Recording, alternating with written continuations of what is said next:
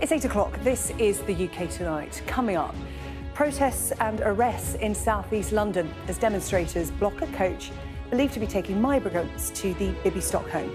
In total, 45 people were detained amid angry clashes with police officers who tried to break up a sit-in.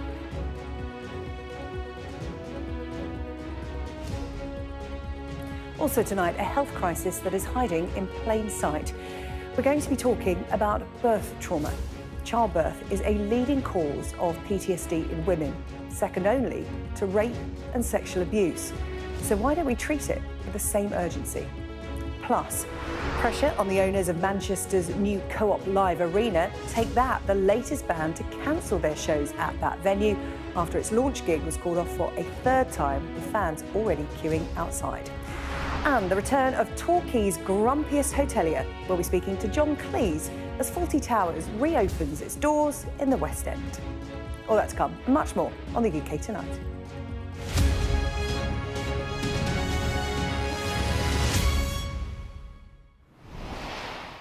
Well, we start tonight with the latest on those protests and arrests in southeast London. This is after demonstrators blocked a coach believed to be taking asylum seekers to the Bibby Stockholm barge based in Dorset. Well, it happened in Peckham, with police called to a hotel where migrants were being housed. 45 people were arrested this afternoon as officers broke up a sit-in. It comes after more than 700 migrants arrived in the UK yesterday after crossing the Channel in small boats, a new record for this year so far. Sky's Sadia Chowdhury has this report. A set of slashed tyres, not what this coach was expecting to pick up today. It had come to remove asylum seekers from a hotel in Peckham and take them to the Bibby Stockholm barge. Hours later, it left empty. The protesters not as easy to move. They say the protest was to protect asylum seekers from being forcibly removed. What had started off as a peaceful protest here about refugees, about the rights to have a community and to protect those refugees, and now descending into utter chaos here in South London.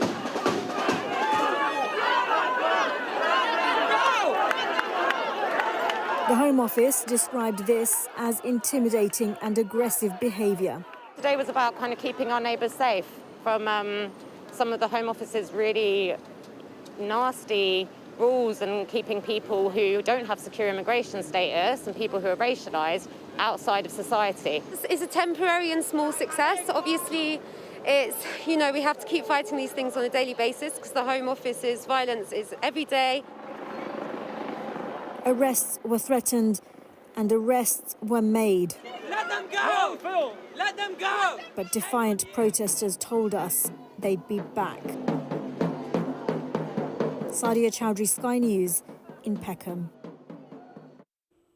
Well, Sky News has spoken to one of the first asylum seekers taken to a detention centre after the Rwanda plan became law. He claims he was detained after turning up for his fortnightly appointment with the Home Office. He spoke to our communities correspondent, Becky Johnson. He's my brother. As asylum seekers were taken away in handcuffs, protesters sang their support for the men. It was filmed by a friend of the man just about to be led out. He was loaded into an immigration detention van. He'd come for his regular fortnightly appointment at the Home Office building in Loughborough when he was detained. His friend drove to the centre when he realised he hadn't returned home to Derby. Since he was taken away, his friends have been trying to keep in contact with him from inside the detention centre near Gatwick Airport, where he's being held. As we were filming, he called. He agreed to speak to me. We've changed his name to protect his identity. How is he feeling? الان چه احساسی داری ایمان؟ الان واقعا احساس کنم که چون پایان خط رسیدیم. He's feeling so bad. He's just feeling like in prison, in jail. And where is he? تری به اون بگی کجانی الان برن؟ آره یه ساختمان مال سرکوه. نام همون چسبیدی یعنی تو فرودگاه گتویه. Broke house in Gatwick, as he said. It's cut out. Yeah, because he need to top up. His detention has left his friends in shock. Originally from Iran, he'd been in the UK for almost 2 years. When I saw him, that was awful.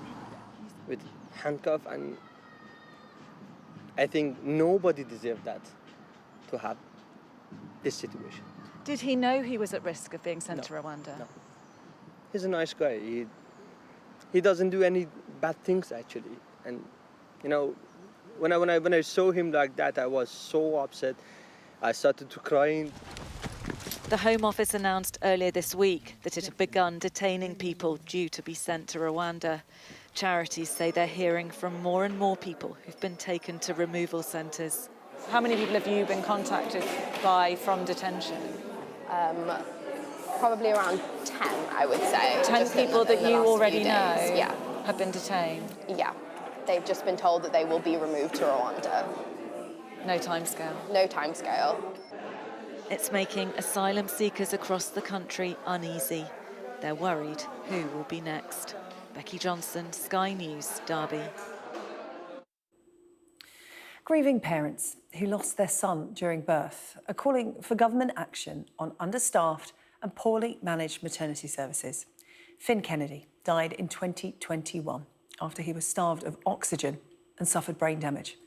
A coroner is writing to all birth centres across London to make recommendations and ensure there is clear leadership in place and established guidelines are being followed. Sky's Shaman Freeman-Powell sat down with Finn's parents, who are campaigning in the hope that no one else has to go through what they did. It's like I was just getting dismissed, like I wasn't being listened to. When Finn was born, I turned to Ruth and said, just wait, he'll cry, he'll cry. It's what you expect. But he never did. When Ruth and Martin's first son Finn was born, his skin was pale and his body limp. His parents had trusted the midwives leading the birthing centre, but he was badly injured during delivery. Just 8 short days later, his parents were advised to turn off support, keeping him alive. You leave the hospital expecting to leave with your baby and you leave with a memory box instead. No one expects that. We trusted these people and they let us down, they failed us. At an inquest, the coroner said there was a failure to follow established guidelines at a unit led by midwives, and that a lack of clear leadership at the birth centre also contributed to the sad events. He will now write recommendations to all birth centres across the capital. And Finn's parents say it's vital that lessons are learned. The likelihood is that more children will die as a result of poor care, understaffing and a lack of leadership and management. I'd like to have seen that he'd made it a national letter. King's College Trust accepted the coroner's findings and apologised to the Kennedys for serious failings in the care they received, adding it has made positive changes to maternity services at the Trust. But the lawyer leading Finn's case say the problems are nationwide. Clearly it's not confined to one single trust. There's a systemic issue which needs to be looked at, and a national inquiry would be helpful. Ruth and Martin are now focused on keeping Finn's memory alive, especially for his younger brother Remy. But they also hope that their story will provide the framework for reform. There's been the talk of maternity crisis. They're in it and they have no idea how to get out of it. Shaman Freeman-Powell, Sky News.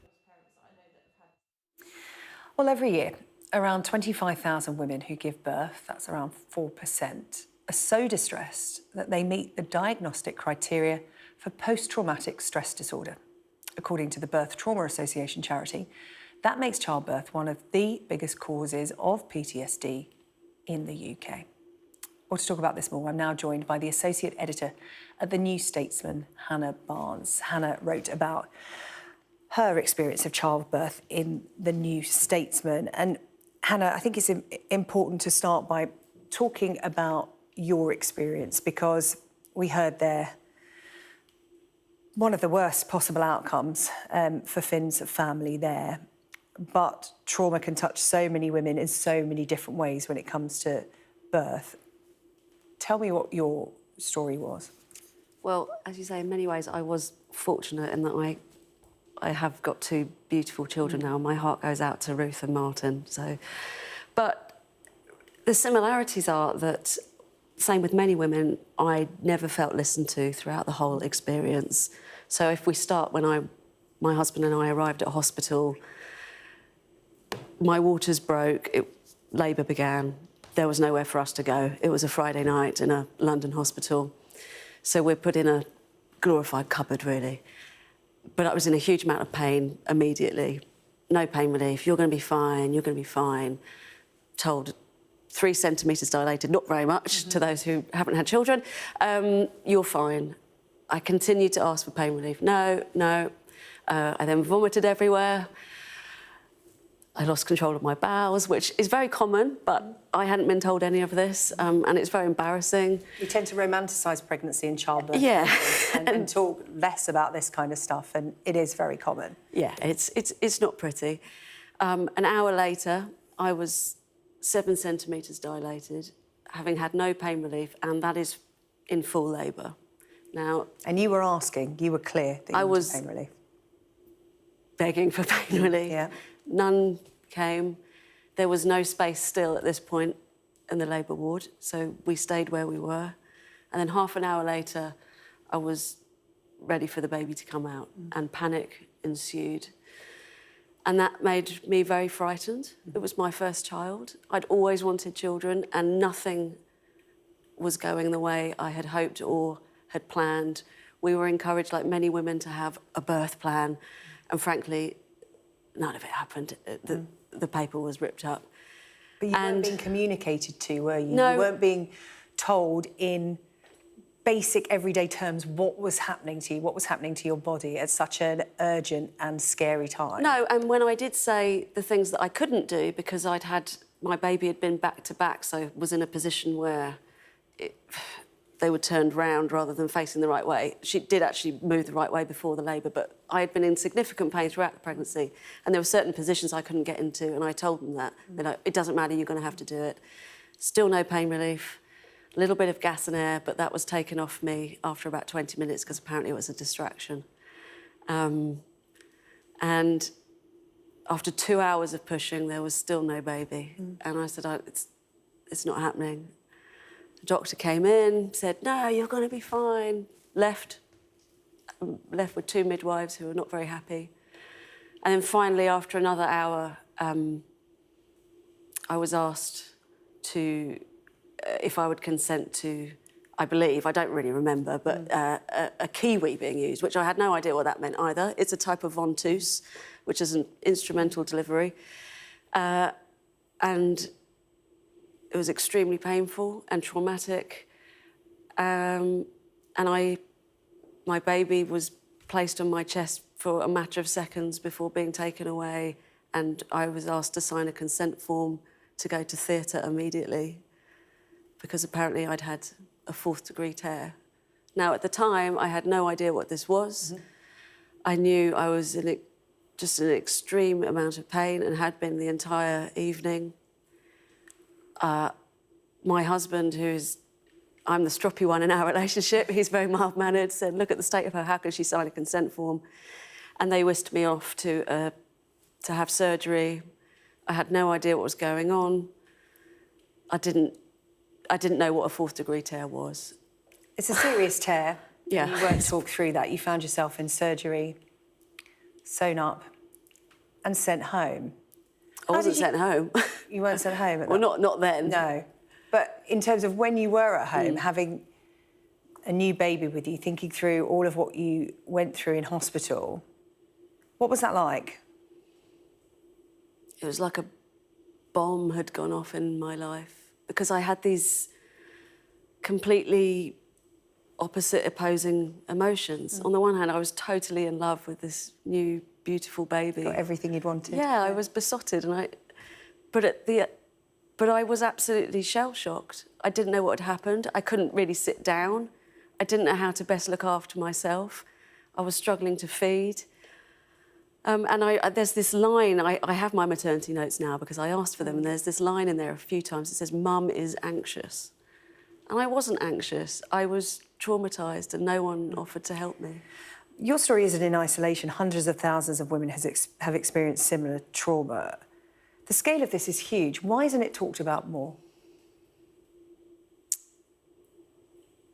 Honest answer, I don't know for sure. But I mean, I know in response to my article, friends, parents, strangers, it's happening to so many women. I think, frankly, the fact that it's something that happens to women is part of it. I think women's healthcare is often dismissed. We're not listened to. We don't understand our own bodies. We're described as hysterical. You know, the history of medicine. Nobody wants to talk about periods, menopause, miscarriage, childbirth. anything. It makes people feel squeamish for some reason, even though we're half the population. The effect, the toll, the mental toll on women is huge. You know, they're coming out of what we're told is the most natural experience, meant to be the most rewarding. Again, it's all this romanticised language. They're coming out with PTSD, second only to rape and sexual abuse. That is the kind of toll and the intrusion in women's bodies. Yeah, it's outrageous, and it's a silent scandal, and it needn't be. I mean, of course, birth is risky, and we can't stop all of these bad births happening. There is a risk giving birth, but women need to be told about that so they can give informed consent, but also make decisions based on their own personal risk. I'm not advocating, as some have suggested to me in the last couple of weeks, I'm advocating for elective caesareans for everyone. I'm absolutely not. And a caesarean is major surgery and it's not a walk in the park. I'm advocating for women to be told the truth and to be listened to. And frankly, some of these changes don't cost a penny. It's about treating women with respect, listening to them and treating them as grown-ups. It's about changing attitudes, isn't it, Hannah? Absolutely. Which, you know, it doesn't cost money, it doesn't take more midwives, it's about changing attitudes. Hannah Barnes, thank you so much for coming in to talk about your story. It's so important, like you said, to make this part of the conversation amongst men and women. Thank you so much, Hannah. Good to see you. Thank you. Now today, a man has appeared in court charged with murdering 14-year-old Daniel Anjorin. He was the young boy killed in the sword attack in north-east London. 4 people were injured in that attack, including 2 police officers. The incident happening in Hainault on Tuesday morning. Marcus Monzo, a Spanish-Brazilian national from Newham, appeared at Westminster Magistrates Court this morning. Sky's Emma Birchley has the details. Arriving at Westminster Magistrates Court, the man accused of murdering a 14-year-old boy as he made his way to school. Daniel Anjorin was one of 5 people alleged to have been attacked early on Tuesday morning by a man said to be brandishing a samurai sword. The suspect, 36-year-old Marcus Arduini Monzo, a Spanish-Brazilian national from East London. Monzo appeared in court 1 wearing a grey sweatshirt and tracksuit bottoms. He was very slow to confirm his name and held his left hand across his chest throughout the short hearing before being remanded in custody. The court heard how the alleged attacker drove a van at speed at one man before exiting the vehicle with the sword and slashing him in the neck. He was then said to have broken into the home of a sleeping family, including a 4-year-old girl. There, he allegedly attacked a man in his bed, leaving him with arm and neck injuries. It was after that the court was told Daniel was murdered. Prosecutors said the suspect jumped out of a bush before attacking a female officer, causing serious injury. A second officer was also hurt. A steady stream of people have continued to bring flowers to the scene in Hainault, where the boy, described as wonderful, much loved and hard-working by his family, lost his life. As well as murder, Monzo faces 6 other charges, including 2 counts of attempted murder and 2 of grievous bodily harm. He's due to appear at the Old Bailey on Tuesday. Emma Birchley, Sky News. Still to come on the UK tonight, fresh concert chaos for the Co-op Live Arena in Manchester, the new venue announcing a short pause in events as more gigs are cancelled or moved. We'll have the details for you. Also, the West End return of Fawlty Towers. Our arts and entertainment correspondent chats to John Cleese about the reboots. And we'll be speaking to the Salford-based Special Abilities cheerleaders who have just taken home the gold at the World Championships.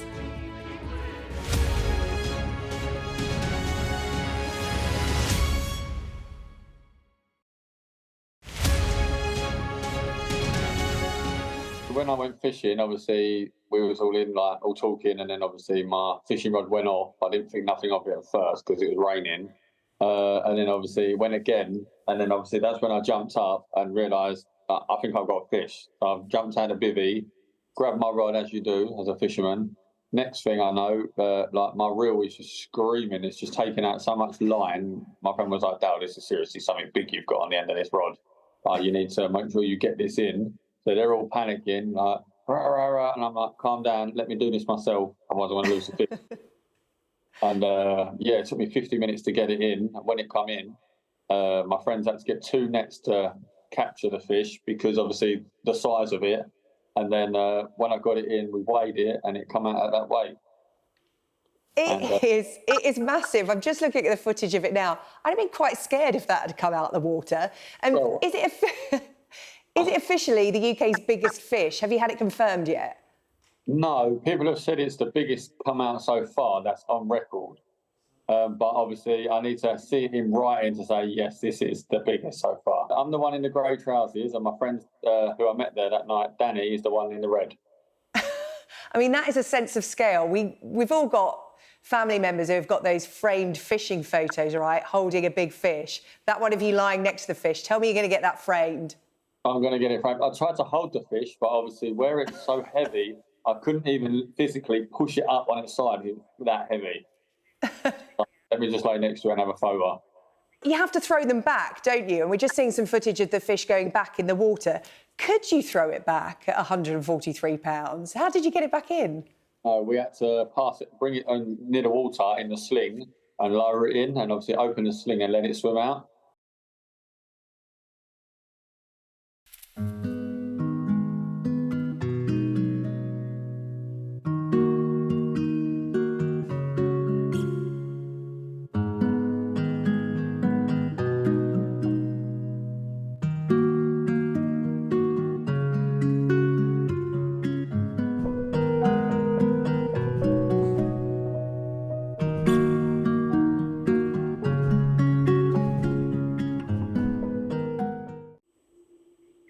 Welcome back. Breaking news for you this evening. And the owners of the new Co-op Live Arena in Manchester have announced what they are calling a short pause to events after more gigs were cancelled because of technical issues. Well, today, take that. Olivia Rodrigo and Keane all cancelled their upcoming gigs or moved them to other venues. The arena's owners say they don't expect any more cancellations. The Eagles and Eric Clapton are amongst the acts due to play there this month, but so far, only a test event by Rick Astley has gone ahead. Our chief North of England correspondent, Greg Milam, has the story so far. There is still the feel of a building site about the UK's largest indoor arena. Hours after it cancelled its opening night yet again, the work continues. When it will finally welcome fans is still unclear. This is terrible and it's embarrassing.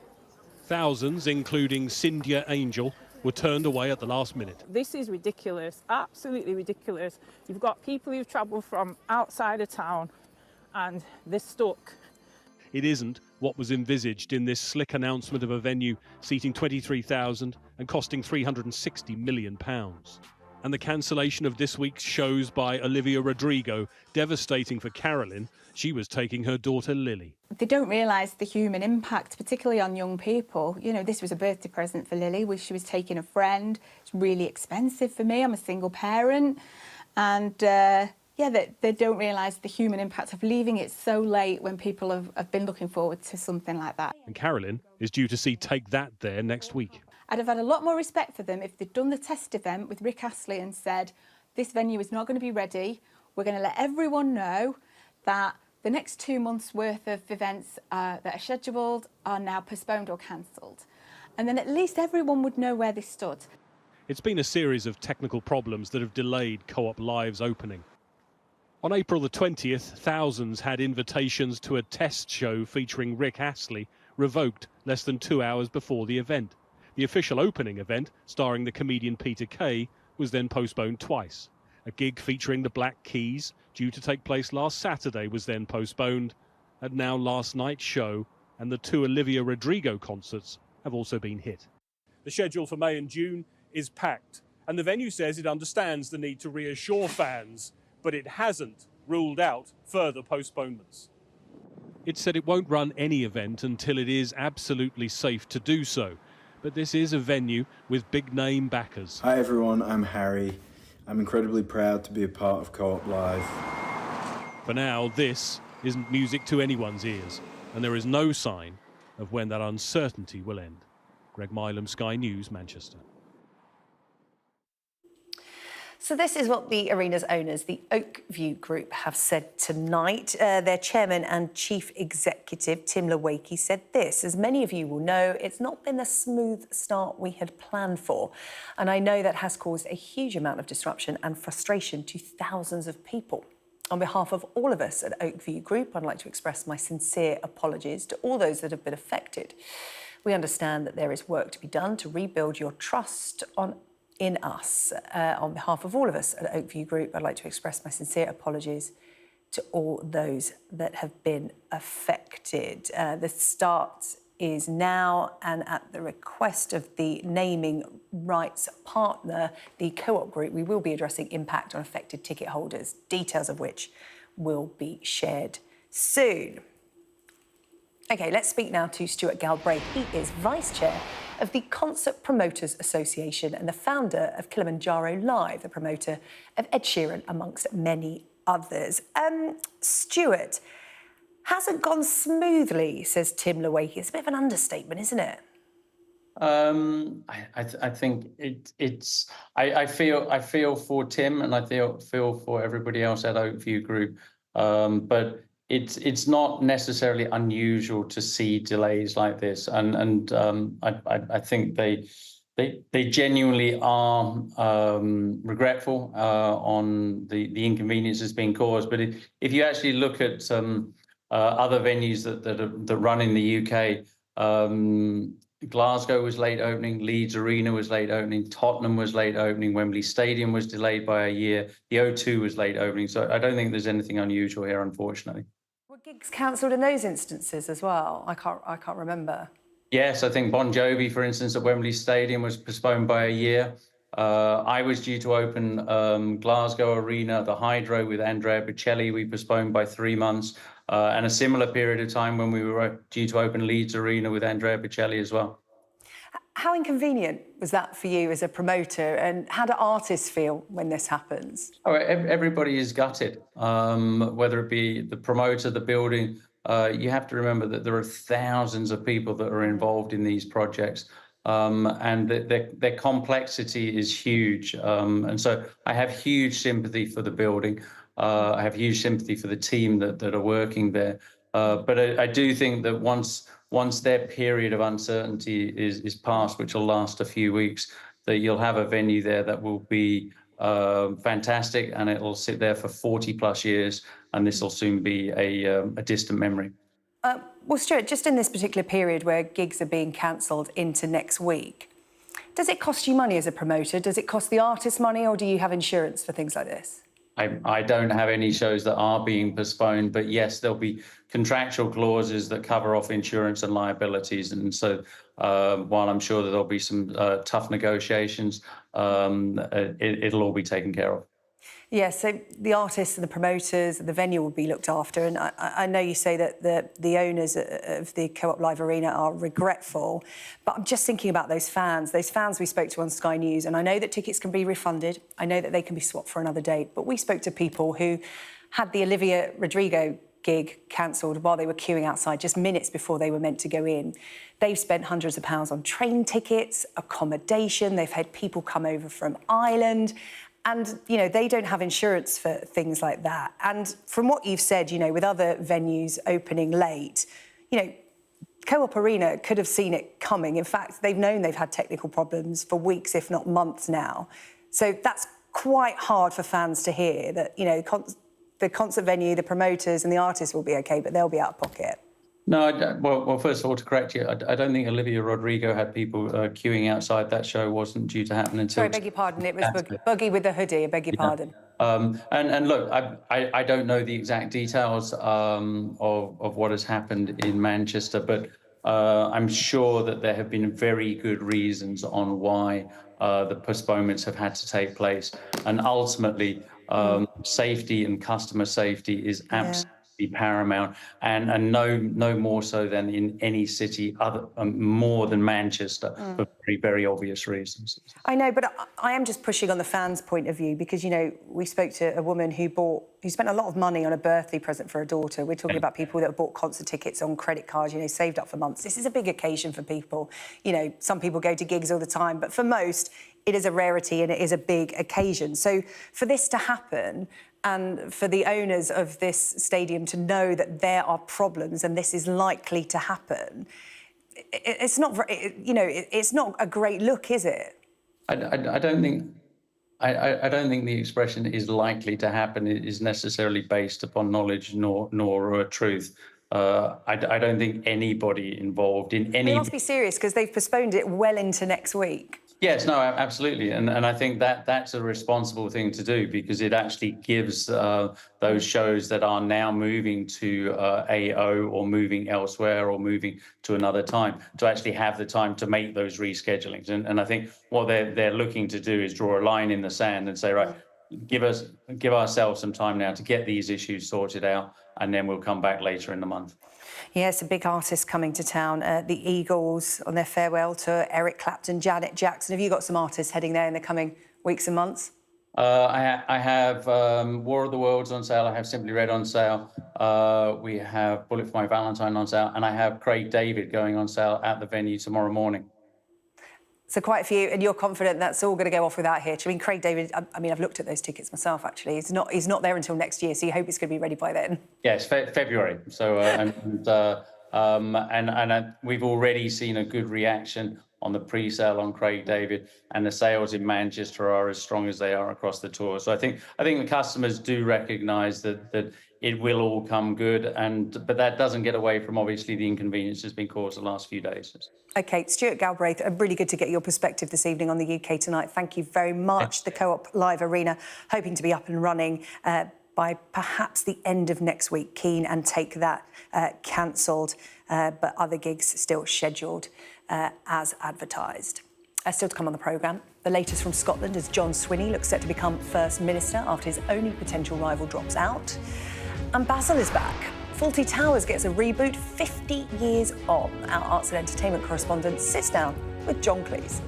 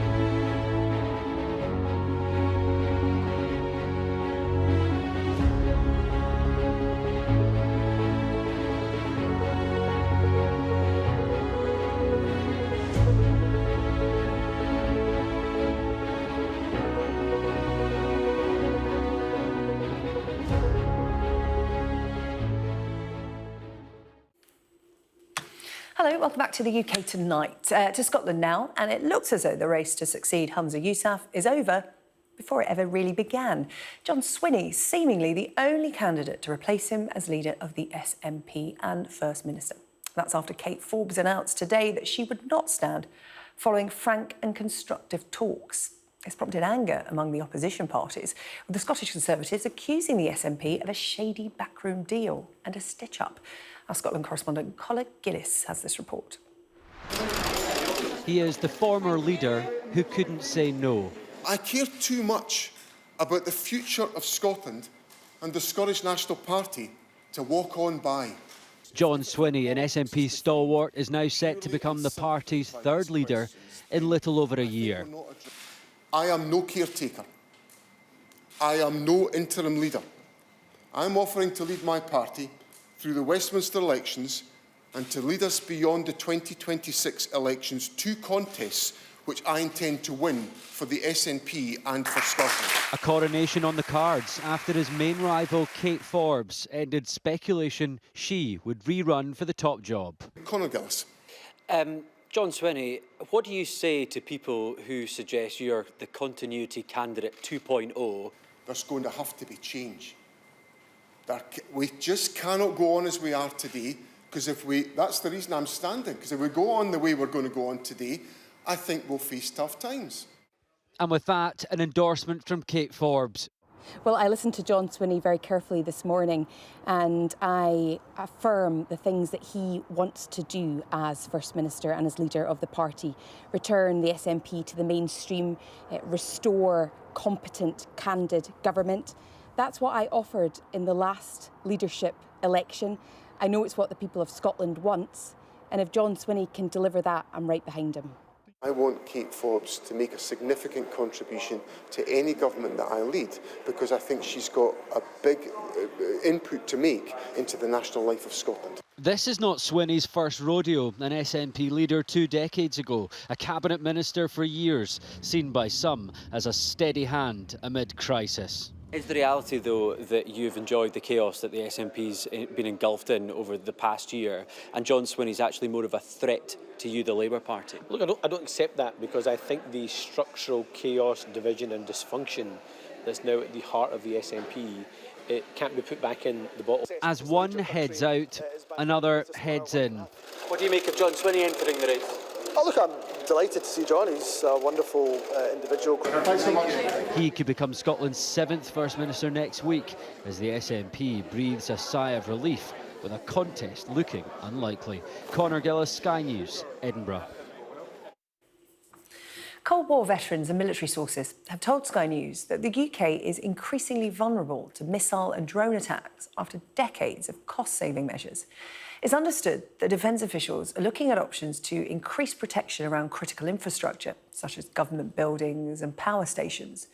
But there is a warning that any credible plan could cost billions. Our Security and Defence editor Deborah Haynes explains. Putting Britain's Cold War air defences to the test. The missiles are ready to go. The radar locks on an enemy aircraft. Got free to fire now. You press the firing button. Next thing you'll see is the warhead going off. That's the target disappearing. And you killed it. Wow. This veteran talks through the simulated missile strike at a museum in Norwich. The Bloodhound system was taken out of service after the Cold War. You can see it's got Rolls-Royce engines. But there's a new debate about how to protect Britain's skies as old threats from Russia return. With a growing need to rebuild the UK's air defences, we've mapped out some of our most critical sites. Let's start with the national government in London and the 3 regional administrations. Then there's the UK's spy agencies and military intelligence. So far, so manageable. But what if you add Army, Navy and Air Force bases? Then throw in ports. What about airports? There's also train stations, and not forgetting power stations, even wind farms. The infrastructure that needs protecting is vast, and this is only a snapshot. Contrast the scale of the challenge with what the UK actually has to defend its skies. The RAF is equipped with a mere 9 frontline fighter squadrons. That compares with 30 towards the end of the Cold War. As for the Royal Navy, it has 6 Type 45 destroyers capable of shooting down ballistic missiles. But only 3 of these warships are currently operational, including one that's in the Middle East. While on land, the UK has around 6 ground-based air defence systems called Sky Sabre that can take out jets and missiles. But at least 2 of these weapons, probably more, are also deployed overseas. Fixing the gaps will mean a huge new investment to cover this whole area, but failing to act would be even more costly if the UK were to find itself at war. Now, one of the most iconic comedy characters in UK TV history is making a comeback nearly 50 years after his first appearance. John Cleese has adapted his most famous creation, Basil Fawlty, for the stage. The former Python has been telling Sky's Katie Spencer all about the return of Torquay's grumpiest hotelier. September 1975. Harold Wilson was Prime Minister, Margaret Thatcher led the opposition, and Rod Stewart, in questionable sailor suit, reached #1. Also the month when arguably the greatest British sitcom ever written went to air. Sorry. Half a century later, from Torquay to London's West End. Look at that lovely cheese. Oh, it's all right. He's only joking. John Cleese's creation taking on a new life, complete with a new Basil. He fainted. Played by Adam Jackson Smith. So why now? We saw a way of doing it which had not occurred to me before, which was to make 3 episodes meld together. You're a waste of space. Oh. Out of the 2 of you playing it, who is able to summon up that rage quicker? Can you? He can. I used to be able to, but as I've You're more mellow now, aren't you? older, it's partly mellow. It looks like mellow, but it's actually I'm too tired to be unpleasant. So people have got the impression that I've been getting nicer. What are you doing? What are you doing? I'm so sorry. He's from Barcelona. Part of the joy of watching Basil was that he was enraged with how the world was changing around him. When you come back to Britain, do you find yourself leaning more towards Basil's rage at how Britain is changing? I don't think I've got the energy anymore. And I think I'm also a little more philosophical about it, because my fundamental position is that very, very, very few people know what they're doing. And many, many people who are at the top of organisations have no idea that they have no idea what they're doing. Bird brain. Bird brain? No. Basil Fawlty is an iconic comic creation, enraged and bewildered by how 70s Britain was changing. His xenophobia and prejudice part of the joke. But would cancel culture make a character like this less acceptable now? If you're going to do a show that's going to offend people, you should have a sort of saying, if you are extremely sensitive and like to be offended, don't watch this programme. I think what is quite wrong is to say, well, some people will be offended by this, therefore we're not going to do it for anyone. I think that's wrong. Thank you so much for talking to us. Pleasure. Now go away. Katie Spencer, Sky News. All right. Nobody else would get away with that with Katie Spencer. Coming up on the UK tonight, the English cheerleaders who've just won gold on the world stage. And can an English side make it to the final of the Europa Conference League for a 2nd year running? We'll have the latest from Villa Park in a few minutes' time.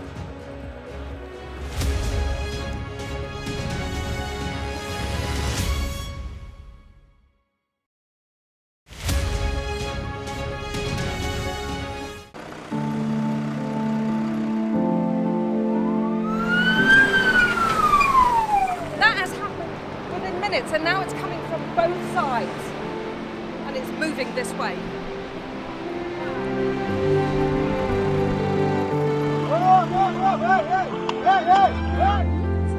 Only about half a mile from the Turkish coast, and it's evident that is the boat seriously overcrowded.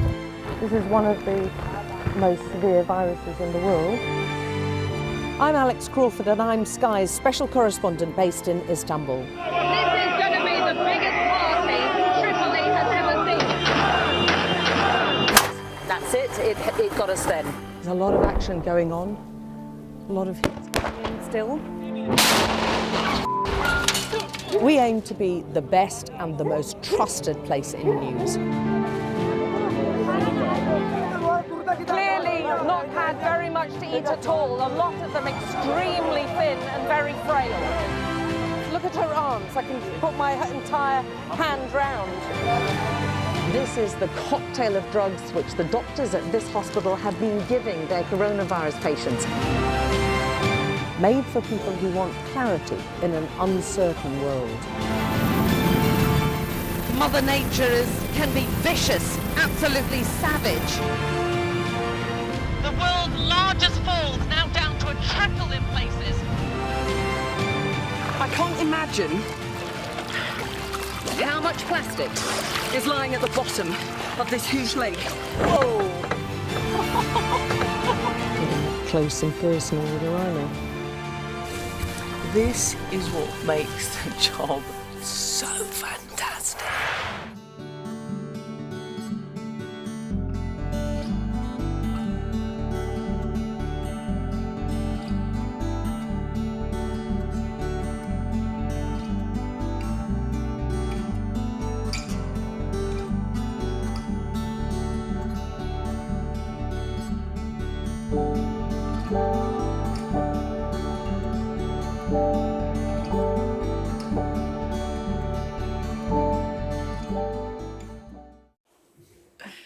Hello, welcome back. Still to come on the programme, the English cheerleaders who've been showing the rest of the world just how it's done.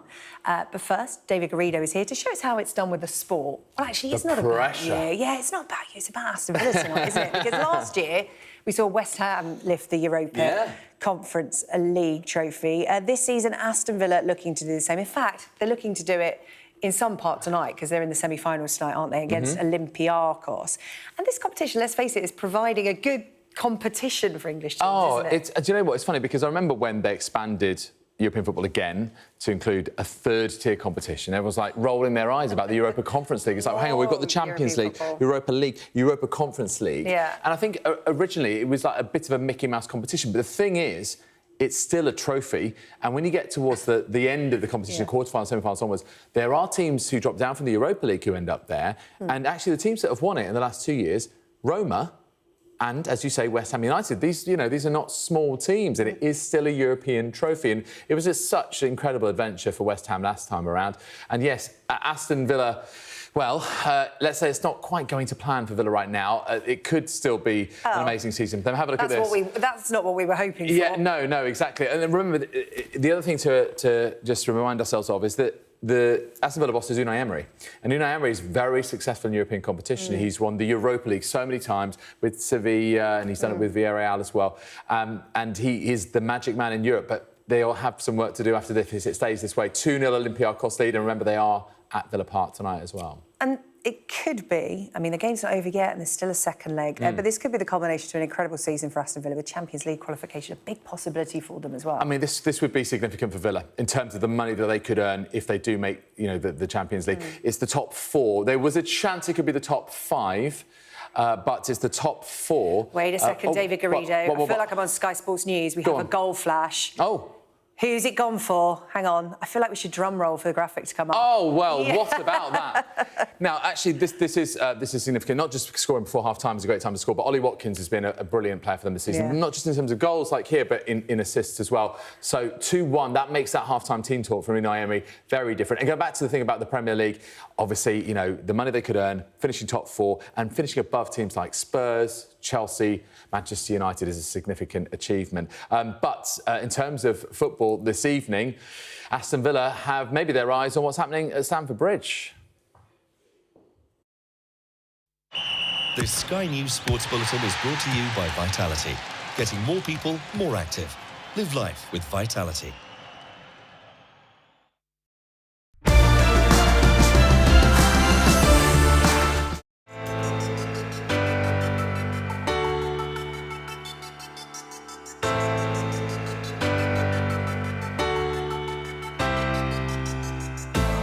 The Whitsunday Islands, spectacular every day of the week, on the surface at the very least.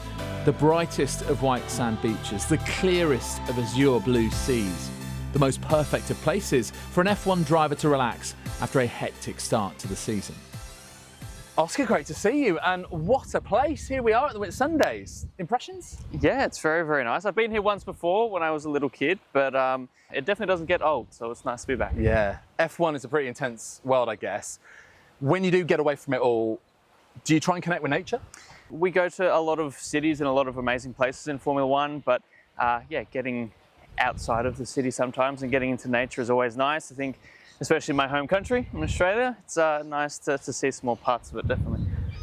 The Great Barrier Reef, you know, it's an iconic natural wonder of the world. Do young Australians feel protective of it? Because it's not in the best of health right now, as you know. Yes, correct. I think we are very protective of it, and I think, again, as I've gotten older and come back and trying to see it now, yeah, I think I'm more and more protective of it, and I, you know, want... This Sky News Sports Bulletin is brought to you by Vitality. Now, we always like to leave you with something weird or wonderful on the UK Tonight, and this is definitely wonderful. Back in February on the UK Tonight, we spoke to a group of special abilities cheerleaders set to compete for England at the World Championships. Well, the team, who are from Salford, went to Florida for the championships. If you're wondering how they did, take a look at this.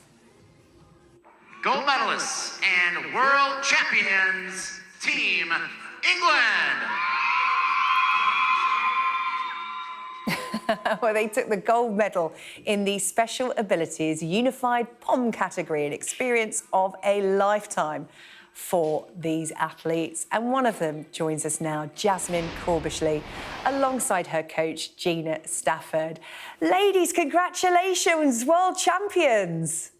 Hi, thank you so much. Thank you for having us on. We're absolutely buzzing out with Jasmine. Yeah. Yeah. Jasmine, talk me through it. How does it feel to take gold? It feels absolutely amazing, and I just felt like I was in a dream through the whole experience, and I didn't want to wake up from it. Oh, we can see the trophy next to you. Can you lift it up? How heavy is it, Jasmine? It's very, very heavy. Do not drop it, OK? Do not drop it. Gina, talk to me about what these girls have achieved to be world champions. So the girls have all made history. This is the first time we've ever had representation from England in a special abilities category. So the girls were the first to do it from England, joined by their unified partners who are non-disabled athletes, and then to take home the gold in their first ever year. It's just incredible, isn't it? Yeah. It was the best thing we could ever hope for, wasn't it? Yeah. Jasmine, that smile is literally beaming out of the television. I can't help but smile back to you. You know, we're so happy for you following your story. What was special, do you think, about your winning routine, Jasmine? What was the bit you think that won it for you? I can't even explain it. I feel like it was just everything, but if it was from my part in the routine, it was probably mostly my lift, where I got lifted up in the air by my teammates, and then the splits at the end. I bet that's the most nerve-wracking bit of the routine, isn't it? It really was. How are you feeling at that point, Jasmine, when you had to be lifted in the air? I was a bit worried because I felt like I was going to go forward, but then I ended up actually getting dead high with it. And you practiced a lot, didn't you? I practiced a lot with the teammates. Yeah. Well, practice doesn't just make perfect, it makes gold medals. And Jasmine, what kind of message does this send to other teams about having a special abilities team? Because, you know, your team stands out on your own pretty much in the UK. This sends a strong message, doesn't it? Yeah. So I think that it would be don't be scared to try new things, and if there's for example, people with disabilities or no abilities, they still can do anything that they want to. I love that.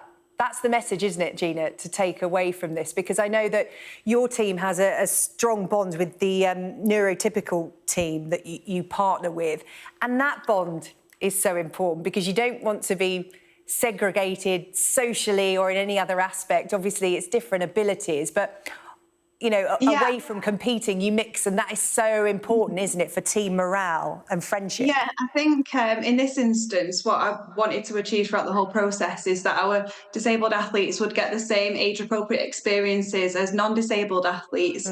And so to be able to experience this journey with unified partners and have appropriate, you know, social interactions, you were able to you know, have a laugh before you went on. Heard Jasmine giggling quite a lot. And just to have those really nice social times that maybe you wouldn't get if you were in a typical non-disabled team. We're very inclusive, aren't we? Yeah, it's about all being in it together. Jasmine, what's next? We're going to be part of Powerhouse, which is our new home, and our team is now known as Powerhouse Perfection. And over the next few months or so, we're going to be learning a new routine and hopefully competing. So we're hoping to grow in numbers, aren't we? We're hoping to do that. And Team England opportunity finishes after World Championships. So the girls are going to be carrying on in the club team that Jasmine's just mentioned. And then hopefully in the future, if SportShare England advertise any similar opportunities, then I may be able to apply for a role again. And hopefully maybe one day we'll get back to Worlds. Wonderful. Well, just hold the trophy aloft for us one last time as we go off air. Jasmine Corbishley and Gina Stafford, world champions. Well done, ladies. Good to see you. Thank you for joining us on the UK Tonight. We'll see you again soon. Yalda's next. Stay with us.